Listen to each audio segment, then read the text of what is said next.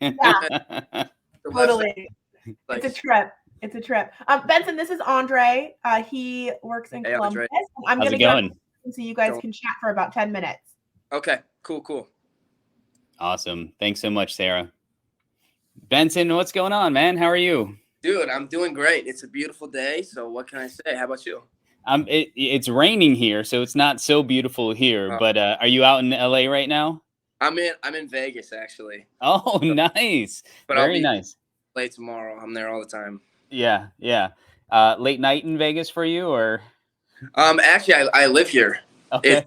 I got an apartment here, and it's just kind of like out of the strip for sure. The strip is crazy, but yeah, it's a weird. I mean, it's a weird place to be living, but it's good. Good. Well, congratulations on all the success with Ghost Town. Song's been blowing up, and even, I mean, now putting out the second song as well. But Ghost Town, I know that you wrote it about a friend's toxic relationship. Is that more difficult for you to write about somebody else or from someone else's perspective than writing a song about sort of what you're going through? You know, like yes and no. I'm like that friend I'm so good at giving advice, but I'm so bad at taking it. And so like really it was almost easy to write the lyrics and for them to come, because I watched the whole relationship unfold, and I could just say exactly what I thought they were feeling. And to me, like that felt easier than maybe my own experience, because I'm also like I'm not very great at understanding my feelings. Like it's I don't even know why, but I feel like it actually worked out better that way. You're still young, and even when you get older, you don't really necessarily always understand your own feelings. So, yeah. Now, did you give the Uber driver any songwriting credits since you sang the chorus in the back of the Uber? I still can't imagine what that guy was thinking. Just like he's just like this chill old man driving down the LA highway, and in the back I'm just like, maybe you'd be happier. He's probably like, what is this kid doing?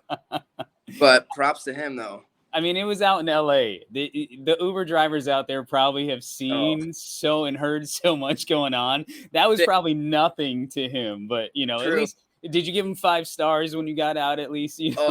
I gave him 5 stars. Right. Oh, and not only, writing the song and singing the chorus and everything else, but you're multi-talented because you performed and played multiple instruments on Ghost Town and even learned how to play piano on your own. Is that correct? Yeah. I have 4 sisters, and they grew up taking piano lessons. And so I would just kind of play by ear, just what I heard from them. But yeah, I'm not like the other instruments, the drums and guitar, I'm not great at, but I guess just good enough to get a good recording for Ghost Town. Now, would you ever consider featuring one of your sisters on a song playing piano? I've actually thought about that. My little sister, the youngest one, she's actually so good. She's a good singer. She plays piano and guitar and ukulele. She's like, so it's definitely a possibility. Runs in the family then. I guess so. Yeah. And I know TikTok has sort of given you a new platform. Social media has, especially for a lot of artists and bands out there. It's a great way for you to connect to fans. And like you said, you're able to connect to them authentically. Without TikTok, maybe even without the pandemic happening, do you think your career would have even taken this path? I don't think so. No, because I mean, like, I wasn't really super into music. I mean, I figured out I could sing like right before the pandemic started, and as I started to sing more, it still wasn't something I was like, oh, this is what I'm going to do the rest of my life. No, it was just like, oh, I can sing. Well, that's cool. I'll just film a couple videos and post them online. And so I did, and that's when like American Idol reached out, But after stepping off the show, I realized like, wow, this is what I want to do for the rest of my life. And so it was a gradual process. But yeah, I definitely think with the help of TikTok and social media and the pandemic where everyone's just like on their phones all day, I think that's definitely just a big factor that played into me becoming a musician. And I know, with TikTok and everything else, like you said, you're able to connect to fans, but is it even better and more satisfying now finally being able to get out on the road and being able to be in front of fans? I know you got to perform overseas, do some shows over there. Even being in the airport and being recognized by, Yeah. some of those fans. Is that still mind blowing for you?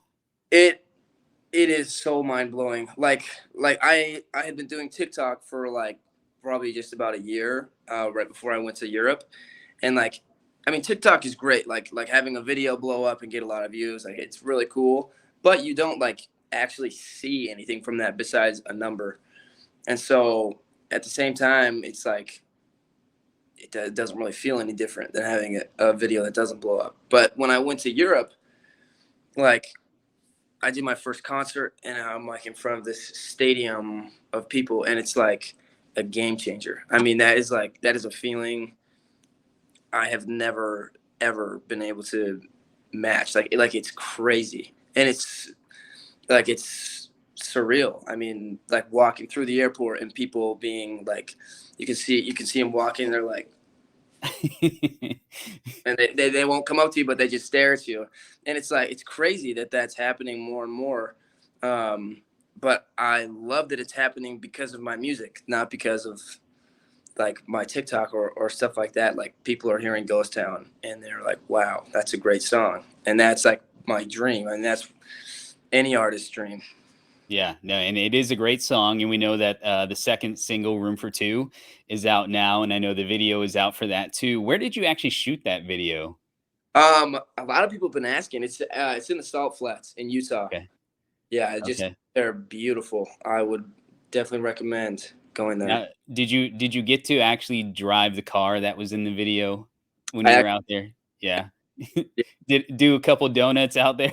a couple donuts in the Salt Flats, but it was like 8 degrees. It Oh, was no way. cold, and of course I was filming in my boxers.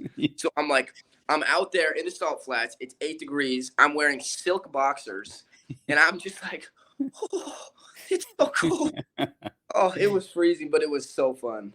But you had the white bunny slippers to keep your feet Oh, warm, right? yeah. Yeah. Those D always d get me. do you still have them? Did you take those off the set with you to wear around the house? I do still have them. Yeah, they're at my. That's great. But I know that Room for Two, you actually wrote the song about your mom and sort of what was your family was going through at the time. When you played it for your mom for the first time, what was her reaction? Well, my mom. I mean, I didn't tell my mom that I wrote it about her actually until it had almost come out. So the first time, I mean, I show my family all my songs, but the first time I showed them that, obviously, like they hear a lot of sad songs from me, which is weird because I'm not necessarily like a really sad person, but like they're just so used to hearing these ballads, and then I played them Room for Two, and they were like, Benson, you can write upbeat songs. Like what? And so they actually loved it. It was one of my mom's all time favorites, which I'm so glad. But yeah, it wasn't until I posted on Instagram for her birthday on February 10th. So like still a week before the song even came out, that's when she knew it was about her. But yeah, she's a stud. Yeah, all moms are, and Yeah. and wives too, like my wife.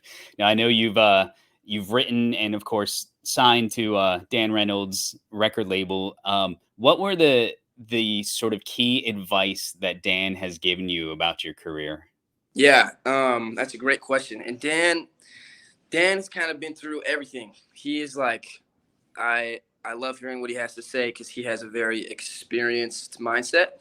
And he told me throughout your career, like the most important thing for you is going to be finding what makes you happy. The music industry is a crazy place where a lot of people are or feel used and just alone. And he said, if you can find things that make you happy and stick with them, I promise you, like you'll be okay. And like he's always been an advocate of making sure people are doing what makes them happiest, not what other people want them to do. And so I love my relationship with Dan because I know he's always there for what's best for me, not what's best for my career or my views or a concert. He's there for Benson Boone.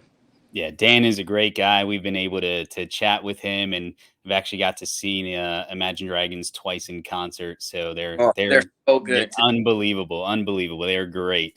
It was actually my son's first concert, and he was, I think, 4 or 5 when we took him to Imagine Dragons, and he was absolutely in love with it. All right, so with Ghost Town, the success of that, with Room for Two out right now, what are the rest of the plans for 2022 for you? It's a great question. I mean, 100% there'll be obviously more music, but in the quantity of like how much of it, I have no idea. It might be an EP, it might be a couple more singles. I'm still kind of figuring it out because right now I'm so new. I'm just playing everything by ear. So. Well, we can't wait to hear whatever or how much comes out next for you, Benson. We appreciate you taking the time. Of course, everybody can check him out at Benson Boone on Instagram and TikTok, and bensonboone.com to be able to check out anytime he is out on the road or on tour or making stops in your city. Benson, we appreciate the time, man. Thank you so much, and best of luck with everything. Thank you so much. Wonderful to meet you, and thank you. You too. You too. Have a great one. You as well. See ya. See ya.